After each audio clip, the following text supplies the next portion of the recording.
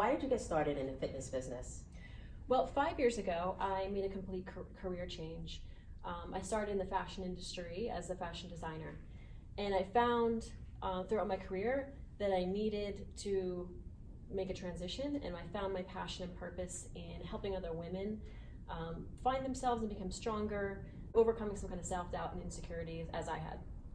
I would like to know more about, I imagine that the fashion industry had a lot to do with how you were feeling and how you were motivators for you moving on into the fitness business. Yeah, so I'll kind of step back and say, like, growing up as a youth, I wasn't an athlete. I didn't really participate in athletic activities. I was very much the art kid. Fine arts, drawing and painting, and music were what I focused on. So I feel like I did kind of miss out on a little bit of that development that physical activity can facilitate for young people. I didn't really quite find my self-value as a young person, especially as a late bloomer. That was something that was challenging for me as well. Yeah. And I'm sure there's a lot of young girls right now who are kind of feeling the same way as well, if they're not involved in a lot of, physical activity. So Yeah. they also probably would feel that, they missed that opportunity and they need to focus on that right now. Yeah, especially with the social media and the selfies, and I mean, I didn't grow up with that same kind of pressure, the same kind of spotlight. So as I had left high school, I found myself at the Rhode Island School of Design studying fashion design. So here I was at this totally new environment. I didn't know anybody. I very much had the imposter syndrome because I didn't have that self-worth yet. I felt like I didn't belong there. Everyone was better than me at what they were doing.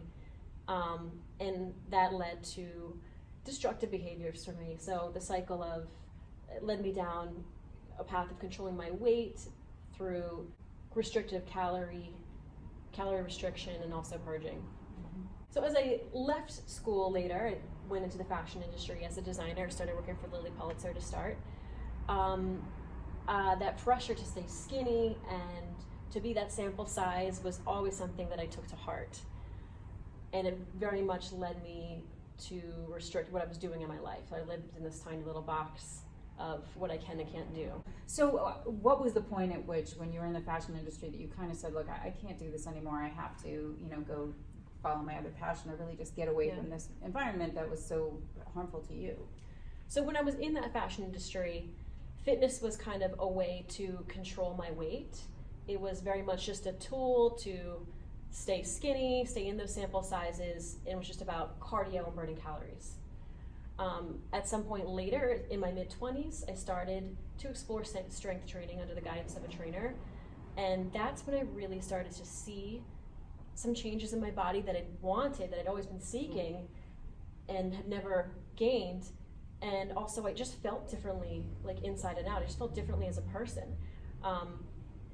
Physically I was strengthening my body, but also I was strengthening me as a person in my mind, finally. I felt like that was a period of huge self-growth, almost like growing up a little bit finally, because I was able to step into a little bit more confidence. And then I just became passionate and hungry to learn as much as I could about fitness. That's all I wanted to do. Classes as I possibly could everywhere, trained with all different equipment, read everything I get my hands on, read everything on the internet, and started working at Lululemon. That was a huge factor too. Oh, wow. Yeah. So I got to network with all these great, amazing studio owners and fitness people, and I was like, this is just an environment I want to be in. I love it. I feel so amazing. It's changed my life. And I felt like that's something I wanted to share. I think part of overcoming your past is talking about that journey and sharing it with other people. That was Everyone the says moment where you're like, wow, this is my life. There was definitely a pre-fitness Liz and then a fitness Liz. Yeah. So I also, part of my message to people, to women in particular, is you can be strong and still feminine, right? Yeah. I think a lot of people are afraid that they're going to lose that femininity, but you can own both. So one of the things you talk a lot with your customers about is escaping the scale jail. Tell us a little bit more about what that means and what that should mean to the people who are coming to you and doing their training with you. Sure. So first of all, the number you see on your scale, on your home scale, is really not the whole complete picture of your health. It is really just your relationship with gravity that day. And it's going to change day to day.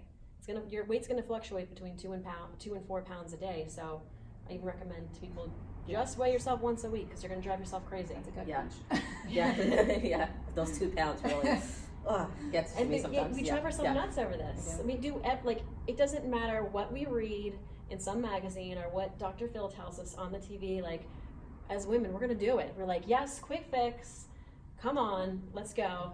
And then it works for a week, or you get quick results, and then you fall off, or you get quick results, but guess what, they're not going to last.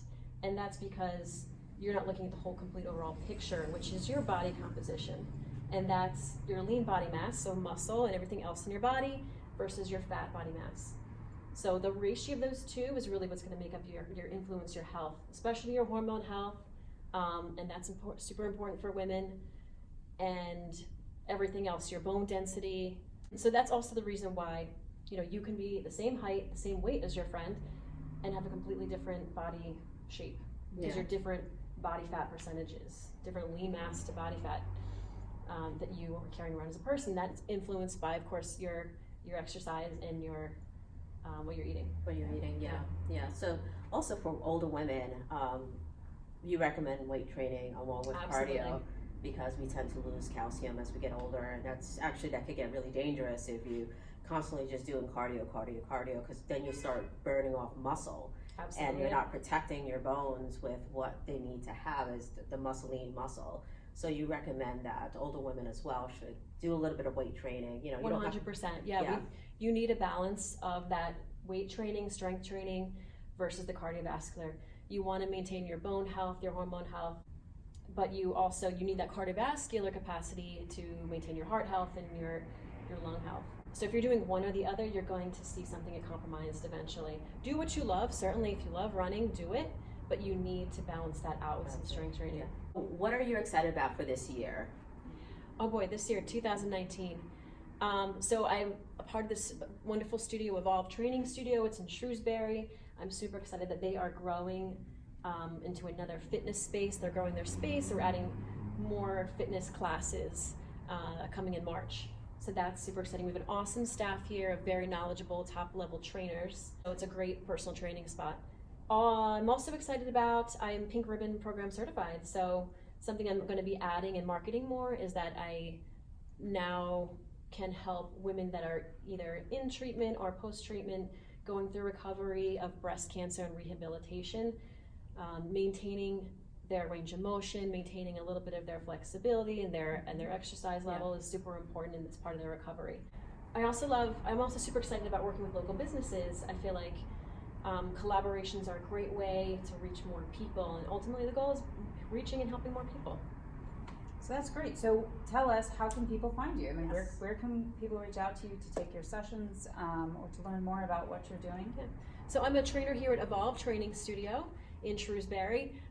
People, if they're looking for personal training sessions or they want to talk about what group options are great for them, they can reach out to me personally. My Instagram handle is redbankred. You can also find me on Facebook at Elizabeth Fetterman Murphy. I'm active on LinkedIn, and you can also find my blog and website at DoBodywork.com. DoBodywork.com. Yes. Well, thank you. I'm Ilse Hu. Thank you for joining us on We Jane TV. I'm Beth Tancredi, and we'll see you on the next episode.